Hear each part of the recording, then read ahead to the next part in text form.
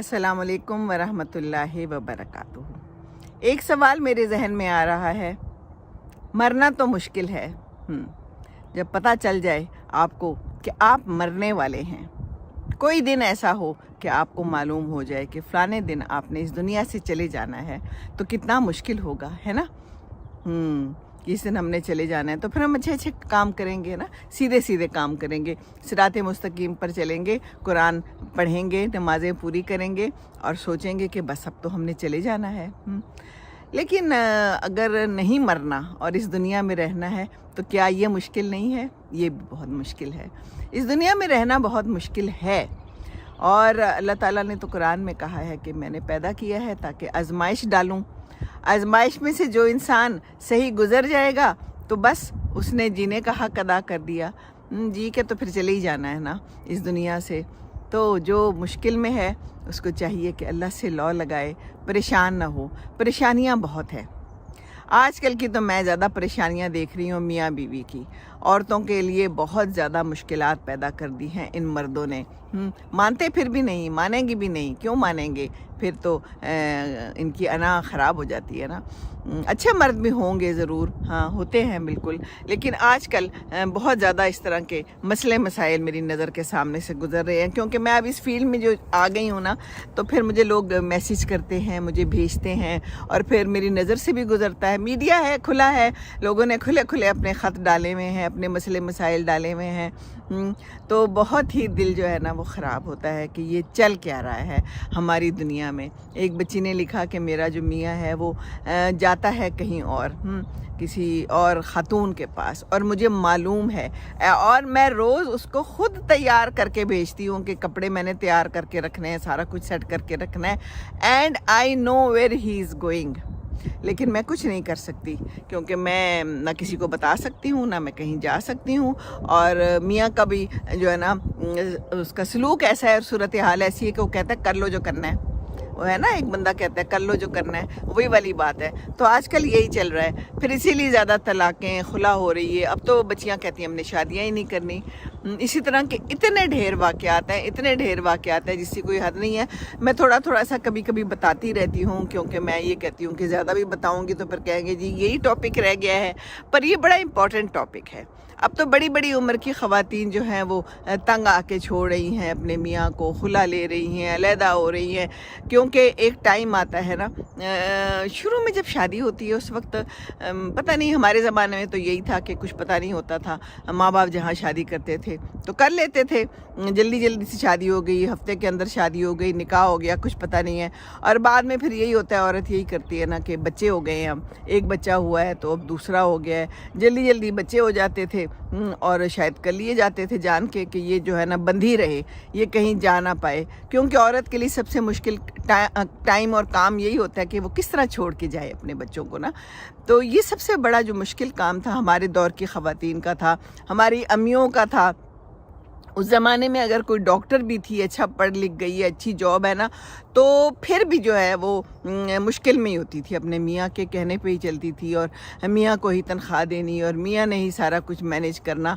अब आजकल की ख़वातीन ज़रा समझदार हो गई हैं, पढ़ लिख के उन्हें समझ आ गई है अपने हुकूक की, अपनी शऊर आ गया कि करना क्या है। लेकिन मसला तो है ना, मसला वहीं का वहीं है। क्योंकि जब इज़्ज़त नहीं दी जाएगी तो फिर क्या होगा? औरत को इज़्ज़त चाहिए होती है, बाकी 2 वक्त की रोटी मिल रही है ठीक है, लेकिन उसको चाहिए कि उसके लिए भी कुछ पैसा हो जो उसको सुकून दे सके, ज़रूरत के वक्त अपनी मर्ज़ी की चीज़ ले ले, ये तो उसका हक़ है ना।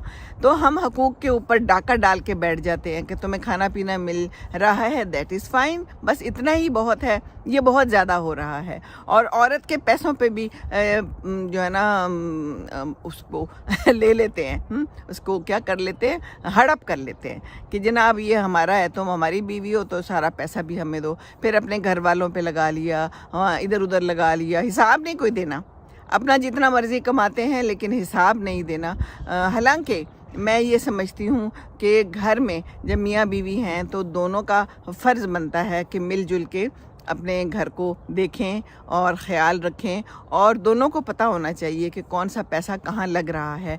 मिलजुल के ये म्यूचुअल अंडरस्टैंडिंग होती है। क्या है ये? मुआहदा है। یہ شادی تو ایک معاہدہ ہے, اللہ تعالیٰ سے آپ عہد کرتے ہیں حاضر ناظر جان کے کہ اس کا میں جو ہوں نا ہمیشہ خیال رکھوں گا اور اس کے ساتھ رہوں گا یا رہوں گی ہے. لیکن پھر بعد میں مسئلے مسائل جب پیدا ہوتے ہیں تو پھر مشکل پڑ جاتی ہے. آج کل بڑی مشکل ہے.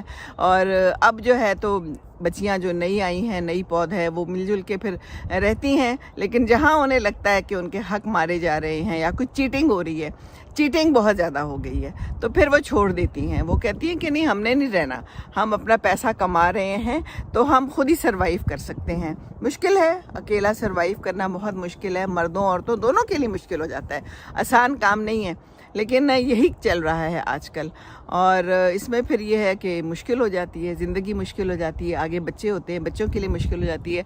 ہمارے زمانے کی, ہمارے سے پہلے کی عورتیں تو یہی سوچتی رہتی تھی نا کہ بچوں کا کیا ہوگا, آگے ان کو بڑا کرنا ہے, ان کی شادیاں کرنی ہیں. تو پھر اگلے پوچھتے ہیں جناب باپ کدھر ہے یا ماں کدھر ہے, دونوں مل کے ہی جب رہتے ہیں, ایک فیملی بناتے ہیں, تو ہی کام صحیح رہتا ہے اور صحیح رہنا چاہیے. تو کرنا کیا چاہیے, کرنا یہی چاہیے کہ ایک دوسرے کو عزت دو, ایک دوسرے کا خیال رکھو. اور سب سے بڑی بات یہ ہے کہ آج کل میں نے یہ بھی دیکھا ہے, بڑا ایک بچی نے لکھا تھا ابھی مجھے, میں نے اس پہلے بھی ویڈیو بنائی تھی کہ میری شادی ہونے والی ہے لیکن جو میرا ہونے والا میاں ہے وہ میرے ماں باپ کی بہت بے عزتی کرتا ہے, بہت بدتمیز ہے, گالیاں تک دیتا ہے. تو شادی تو اب ختم نہیں ہو سکتی, وہ تو ہوئے گی, لیکن میں بڑی پریشان ہوں. تو پتہ نہیں اب تک ہو چکی ہوگی کہ نہیں ہوئی ہوگی. میں نے تو یہ مشورہ دیا تھا کہ جناب شادی یہاں پر نہ کریں آپ, کیونکہ یہ ساری عمر کا روگ ہے, پل دو پل کی کہانی نہیں ہے. اور جب کوئی آپ کے ماں باپ کو برا بھلا کہے, گالی گلوچ دے ہیں, تو بہت ہی دل خراب ہوتا ہے, بہت ہی تکلیف ہوتی ہے.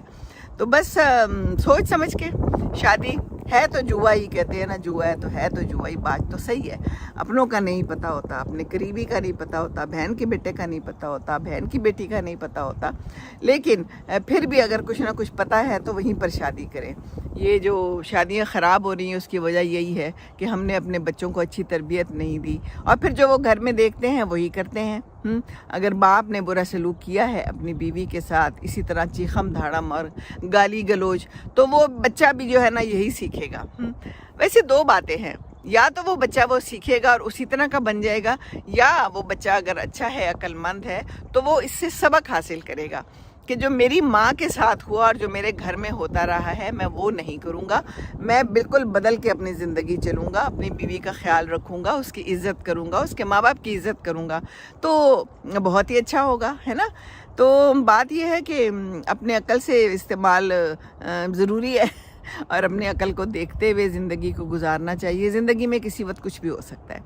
زندگی از ویری انپریڈکٹیبل, کچھ نہیں پتہ. آپ نہیں سوچ سکتے کہ آپ کی ایک سموتھ لائف چل رہی ہے, آگے جا کے بھی سموتھ چلے گی, اچھی چل رہی ہے. کوئی ایک چھوٹی سی بات ٹریگر ہو سکتی ہے, کسی بات سے بھی کام خراب ہو سکتا ہے. آپ کے دل میں جس بندے کے لیے پیار ہے وہ نفرت میں بدل سکتا ہے, and this is the reality of this life.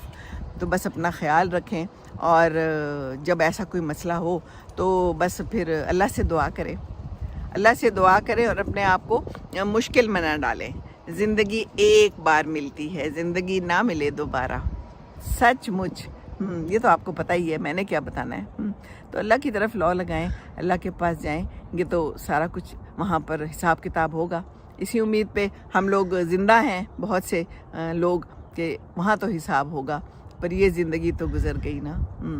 بہرحال دعا کرتے رہنا چاہیے, دعا میں بڑی طاقت ہے, دعا سے تقدیر بدل جاتی ہے. انشاءاللہ تعالی رمضان آ رہا ہے, قریب ہے, میں بھی چلی جاؤں گی واپس پاکستان انشاءاللہ تعالی. یہاں میں ہمیشہ کے لیے تو نہیں آئی, یہاں تو بس میں آئی تھی ان کی ہیلپ کرنے, بچوں کی, کیونکہ انہوں نے کہا تھا بچہ چھوٹا ہے, ابھی اس کو نرسری بھیجنا ہے, گھر شفٹ کرنا ہے. تو ہم مائیں تو ہمیشہ یہی کرتی ہیں کہ اپنے بچوں کا ہمیشہ سے خیال رکھتی ہیں. جہاں ہماری ضرورت ہے ہم حاضر ہیں. میں تو اب یہی سمجھتی ہوں کہ اس عمر میں جہاں کسی کو میری ضرورت ہے میں حاضر ہوں. اور میں یہ ویڈیوز بھی اسی لیے بناتی ہوں کہ کوئی اگر میری بات سن کے کوئی 1% بھی بندہ یا بندی ٹھیک ہو جائے اور اس کی زندگی اچھی ہو جائے, کوئی ایک بندہ بھی, کوئی بندی گاڑی چلانا سیکھ لے ہیں, اپنی زندگی کو آسان کر لے, یا کوئی بھی اور بات, اپنا کوئی ہنر آزمائے, کوئی نئی چیز شروع کر لے, تو میرا کام پورا ہو گیا. کیونکہ فارغ بیٹھنے سے بھی تو کوئی فائدہ نہیں ہے نا. فارغ بیٹھنا شیطان کا گھر ہے, کہتے ہیں دماغ. تو دماغ کو مصروف رکھیں, اور باقی مصروفیت یہی ہے کہ جب موقع ملے تو استغفراللہ پڑھ لیں، درود شریف پڑھ لیں، اپنے خیالات کو شیطان کی دسترس سے دور رکھیے، قرآن سمجھ کر پڑھیے، بس یہ بہت ضروری ہے۔ اللہ حافظ، اللہ حافظ۔